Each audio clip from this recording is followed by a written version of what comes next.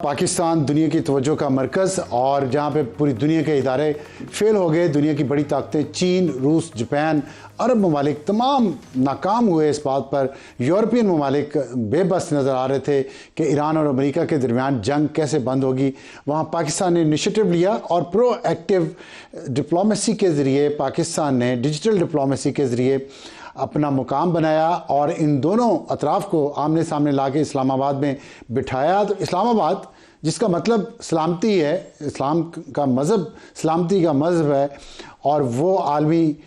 سلامتی کی گارنٹی دے رہا ہے۔ دوسرا دور مذاکرات کا شروع ہو رہا ہے اور پاکستان دنیا کا یہ جو مرکز بنا ہے توجہ کا، ہم دیکھتے ہیں کہ ماضی میں Pakistan for all the wrong reasons دنیا کی توجہ کا مرکز ہوتا تھا۔ دہشت گردی کے واقعات یا اور دوسرے معاملات میں پاکستان پہ الزامات لگاتا رہا انڈیا مسلسل پچھلے 2 دہائیوں میں، جس کا پاکستان کو بہت نقصان اٹھانا پڑا۔ لیکن اب ہم دیکھ رہے ہیں کہ پاکستان توجہ کا مرکز ہے اور ایک بڑا اچھا آرٹیکل ڈین کیوم ہے، میں نے وہ پڑھا تھا، اس میں انہوں نے لکھا ہے کہ کس طرح پاکستان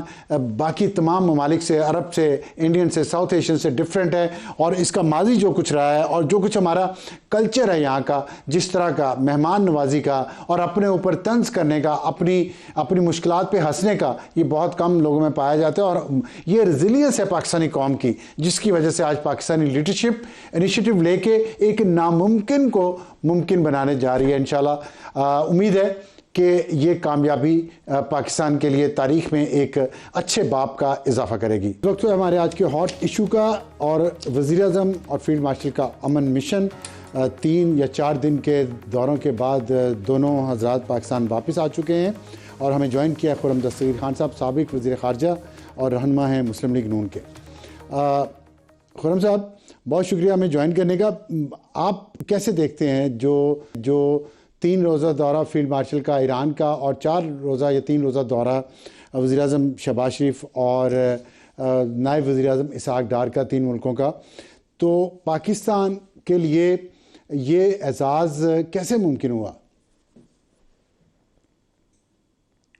جی، کسی نے کہا ہے کہ تمام جو انسانی قابلیتیں ہیں ان میں جرأت پہلی قابلیت ہے، کیونکہ وہ باقی دوسری قابلیتوں کو ممکن بناتی ہے۔ تو یہ جو دونوں حضرات جو ہیں ہمارے وزیر اعظم شہباز شریف اور فیلڈ مارشل مسلم علی، پہلے راؤنڈ کے بعد بہت آسان تھا کہ یہ اپنے اپنے دفتروں میں بیٹھے رہتے اور انتظار کرتے کہ دونوں ایران اور امریکہ جو ہیں شاید ان کے درمیان کوئی گفتگو ہو جائے، لیکن یہ بات واضح ہوئی اور پھر یہ آپ کے ناظرین نے دیکھا بھی ہے کہ وائٹ ہاؤس کی سپوکس پرسن نے واضح کیا کہ واحد میڈییٹر پاکستان ہے، دوسرے ممالک کی خواہش کے باوجود، اور پاکستان کے ذریعے ہی یہ تمام جو پیغامات ہیں اس کی رسانی ہو رہی ہے۔ اس کی وجہ سے پھر آپ کہنا چاہتے ہیں کہ اصل انیشیٹو جو ہے وہ انیشیٹو لینا ہی ہے؟ جی دیکھیے، میں یہ کہہ رہا ہوں کہ وہ بہت آسان ہے کہ ہم اپنے دفتروں میں بیٹھ کے جو پیغام آئے اس کو پہنچا دیں، لیکن فیلڈ مارشل کو بھی جب نظر آیا کہ معاملات ایک جگہ آ کے غالباً رک سے گئے ہیں، اور وزیر اعظم کو بھی یہ احساس ہوا کہ یہ پورا جو ہمیں اس معاملے کا جو تنازع حل کرنا ہے، اس میں جو خلیج کے عرب ممالک ہیں وہ بھی اتنے ہی اہم ہے کسی طویل المدتی معاہدے کے لیے جتنا ایران اور امریکہ۔ تو دونوں نے اپنا اپنا جو ہے وہ علاقہ چن کے وہ وہاں گئے ہیں اور اس کے لیے جو پھر مستقل کوشش ہو رہی ہے، آئی تھنک فیلڈ مارشل کا جو دورہ ایران کا تھا وہ تو انتہائی اہم تھا کہ اس میں ایرانی لیڈرشپ کو کنونس کرنا جو تھا وہ بہت ضروری تھا، ان سے ڈسکشن کرنی تھی جو بھی پیغامات امریکہ سے آئے تھے۔ تو دونوں نے بہت اپنی تحریک سے، اپنی حرکت سے اس امن کے جو عمل ہے اس کو آگے بڑھایا ہے اور پاکستان کی ساکھ میں اضافہ کیا۔ تو آپ کے خیال میں یہ کون سی ڈپلومیسی ہے؟ ملٹری ڈپلومیسی ہے یا اس کو کوئی اور نام دیں گے آپ؟ نہیں، میں تو اس کو اسٹریٹ فارورڈ انٹرنیشنل ڈپلومیسی کا نام ہی دوں گا، کیونکہ یہ ایشو ہے کہ جو دوسرے نہیں، اتنا ممالک کے پرویکٹیو سربراہان کام ہیں. ہم نے کہیں کسی اور ملک کو کرتے ہوئے نہیں دیکھا. یونائٹڈ نیشن کامیاب نہیں ہوئی, او ایس سی کامیاب نہیں ہوئی, جی سی سی کامیاب نہیں ہوا, پوری دنیا کی کوئی آرگنائزیشن کامیاب نہیں ہوئی, اتنی بڑی بڑی طاقتیں ہیں وہ کامیاب نہیں ہوئی. تو پاکستان کی ڈپلومیسی میں کوئی چیز تو ڈیفرنٹ ہے نا. پرویکٹیوزم تو تھا لیکن کچھ ڈیفرنٹ تو ہے جو اس کو ممکن بنا سکا. میں شکر گزار ہوں آپ نے سوال پوچھا. کہ بہت سارے جو ہمارے کومنٹیٹرز ہیں وہ تھوڑا سا اگر پیچھے جائیں تو انہیں یہ بات سمجھ آ جائے گی کہ اس کا آغاز جو ہے وہ اس ایران کے ساتھ میں یہ کہہ سکتا ہوں کہ جب جنوری 2024 میں پاکستان اور ایران کے آپس میں میزائل ایکسچینج ہوا تھا. اب صاف جی اور جی جی. اس کا مطلب ہے کہ ہمارے تعلقات کو بہت اچھے نہیں تھے, لیکن اس کے بعد اس میزائل ایکسچینج کے بعد ایک دروازہ کھلا گفتگو کا, جس میں پھر فیلڈ مارشل کی جو کمیونیکیشن تھی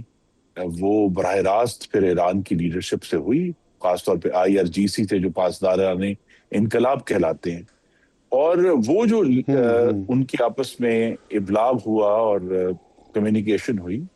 اس کا پھر براہ راست نتیجہ جو ہے اس کے 1.25 سال بعد جب جون 2025 میں اسرائیل نے ایران پر حملہ کیا تو یہ بات واضح ہوئی کہ ایران کے پاس جو سب سے قابل اعتماد سو کالڈ پیغام رسان تھا وہ پاکستان تھا, اور وہ پاکستان نے پیغام رسانی کا جو ہے رول بہت اچھے طریقے سے آنیسٹی سے ادا کیا. اور آپ نے دیکھا کہ ایرانی پارلیمان میں جون 2025 میں نہیں, میرا سوال یہ ہے کہ تشکر صرف کے نعرے پیغام لگے. رسانی تو نہیں کی پاکستان نے, بلکہ جی نہیں, پاکستان نے پاکستان کچھ نے ایسے پیغام کام رسانی کیے نہیں ہیں کی. پرویکٹیولی. جی بالکل ایسے جی کام کیے ہیں. جو پہلی بات یہ ہے کہ پاکستان نے ایسے وقت میں ایران کے ساتھ اپنی جو کمیونیکیشن ہے وہ جاری رکھی جب بہت کم ممالک یہ کام کرنے کے لیے تیار تھے. اور دوسرا, امریکہ کی حد تک یہ ہوا کہ صدر ٹرمپ کے حلف اٹھانے سے پہلے جس طرح ہم نے ان کو ایک دہشت گرد گرفتار کر کے امریکہ کے حوالے کیا, اور صدر ٹرمپ نے اپنی پہلی تقریر میں صرف ایک ملک کا براہ راست شکریہ ادا کیا, وہ پاکستان تھا. تو دونوں جو ہمارا فیلڈ مارشل کی جو یہ کہتے ہیں نا متحرک ہونا, اس میں اس قسم کا کوآپریشن بھی شامل ہے, اس میں کمیونیکیشن بھی شامل ہے, اور اس میں آپ دیکھیے افزار صاحب 21ویں صدی کی جو جنگ ہے اس کے اندر اب ہم یہ بھی واضح ہو رہا ہے کہ وہ جو پرانا طریقہ تھا کہ وزارت خارجہ کے ذریعے پیغام جا رہا ہے, وہ لکھا جا رہا ہے, وہ پہنچ رہا ہے. اب آپ دیکھیے کہ جب پاکستان نے سیز فائر کرایا تو پاکستان کو وزارت خارجہ کے ذریعے دوسرے ممالک کی مبارکباد یا تعریف موصول نہیں ہوئی, ٹویٹ کیے, یعنی درجنوں ممالک نے ٹویٹ کیے. تو یہ جو 21ویں صدی کا دور ہے یہ براہ راست ڈپلومیسی کا, پرسنل کمیونیکیشن کا دور ہے, اور اس میں پاکستان نے ڈیجیٹل یہ ڈپلومیسی. بھی بھانپا, یہ بھی ہاں ڈیجیٹل ڈپلومیسی بھی ہے, اور پاکستان نے ایک اور چیز بھی بھانپی کہ دنیا کے اندر جو تبدیلی آ رہی ہے, اور امریکہ میں خاص طور پہ جو دنیا کے بارے میں سوچ ہے, ہماری لیڈرشپ نے اگین فیلڈ مارشل عاصم غنی نے اور پرائم منسٹر شہباز شریف نے اس کو پہلے بھانپ کر ایکشن لیا, جس کا نتیجہ یہ ہے. اور آپ نے یہ بالکل درست کہا کہ دوسرے ممالک جو ہیں وہ ناکام نہیں ہوئے, وہ تو بے بس تھے. پوری دنیا جو ہے بے بسی سے یہ جنگ دیکھ رہی تھی. جی تو اس جی. پورے بے بسی کے ماحول میں یا خود پیچھے ہٹ گئے تھے, پاکستان نے آگے بڑھ کر یہ کردار ادا اچھا, کیا ہے, اور جس کا درست طور پہ اب پوری دنیا میں آپ اس نے کو کہا اکنالج کیا جا رہا ہے. آپ نے کہا کہ بیفور ٹائم بھانپ لیا. مجھے تو ایسا لگتا ہے, آپ ذرا اس کو, ظاہر ہے آپ کا تجربہ ہے فارن افیئرس کا بھی, ڈیفنس کا بھی, آپ ذرا زیادہ بہتر طریقے سے بتا سکیں گے کہ صرف پاکستان نے فورس ہی کیا یا پاکستان نے انیشیٹو لے کے شیپ کیا ہے کچھ چیزوں کو, کچھ ایونٹس کو, تاریخ کو کہنا چاہیے. جی دیکھیے, ایک تو پاکستان نے درست طور پہ ڈونلڈ ٹرمپ کا جو لیڈرشپ کا سٹائل ہے اس کو بھانپا ہے, اور اس کے ساتھ براہ راست جو کمیونیکیشن کی ہے اس کی وجہ سے آج ہم سنتے ہیں کہ جو کہتے ہیں کہ جی فینٹاسٹک لیڈرز ہیں یہ دونوں, وزیر اعظم. اور تو وہ جو فینٹاسٹک لیڈرز تبھی ہیں جو ہم کھول دیتا ہوں بات کہ پاکستان نے یہ بھانپ لیا کہ یہ اسٹیٹ ڈپارٹمنٹ کے ذریعے صدر ٹرمپ تک نہیں پہنچا جائے گا, ان کے ساتھ براہ راست اپروچ ہوگی تو پہنچا جائے گا. تو وہ جو वजारत खारजा जो स्टेट डिपार्टमेंट का मैकेनिज्म था, इवन डिफेंस डिपार्टमेंट और पाकिस्तान की वजारत दिफा का मैकेनिज्म था, वो हमारी लीडरशिप ने साइड पर रखकर बराह रास्त कम्युनिकेट किया है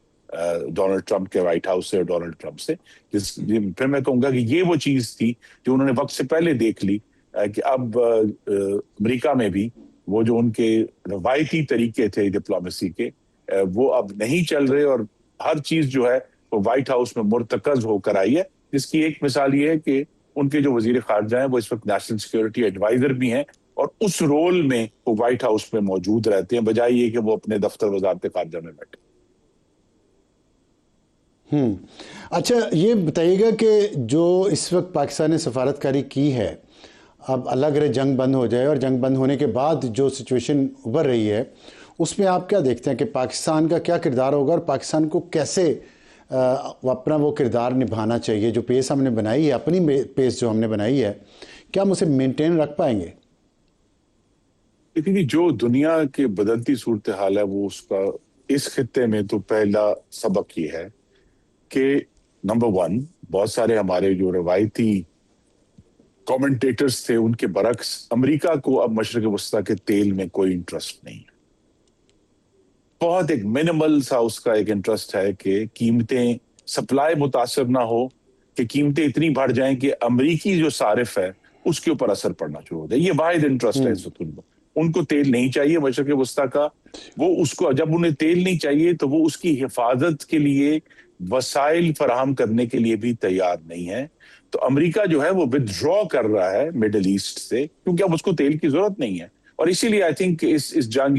इंशाल्लाह जब खत्म हो जाएगी तो एक सदर ट्रंप का जुमला जो है वो तारीखी रह जाएगा। वो था कि जिसको तेल चाहिए वो आके आबनाए हुर्मुज़ खुद खुलवा ले।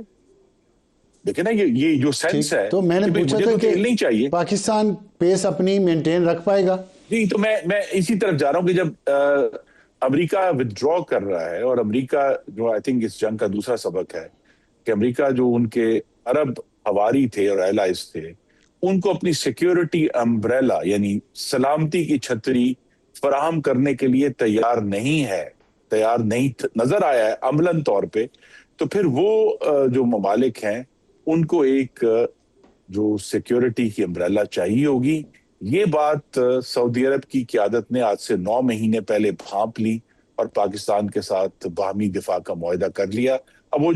जो बात सऊदी अरब ने भांपी थी 9 महीने पहले, अब आहिस्ता आहिस्ता बाकी ममालिक भी भांपेंगे। और वो जो पाकिस्तान का रोल है एज ए सिक्योरिटी प्रोवाइडर, चलें अगर हम ये नहीं कह सकते कि अमेरिका के रोल को पूरी तरह हम सप्लांट करेंगे, लेकिन एक बहुत सीरियस सप्लीमेंट्री सिक्योरिटी प्रोवाइडर का रोल पाकिस्तान का सब मशरक़ वस्ता में होगा। उसके लिए पाकिस्तान को फिर जो एक डिफेंस प्रोडक्शन की कैपेबिलिटीज हैं उसको बहुत अपना रेज करना होगा, और ये जो पाकिस्तान का नया रोल है उसके मुआशी जो कॉन्सिक्वेंसेस हैं उन्हें भी पाकिस्तान की आवाम के लिए मुफीद बनाना होगा।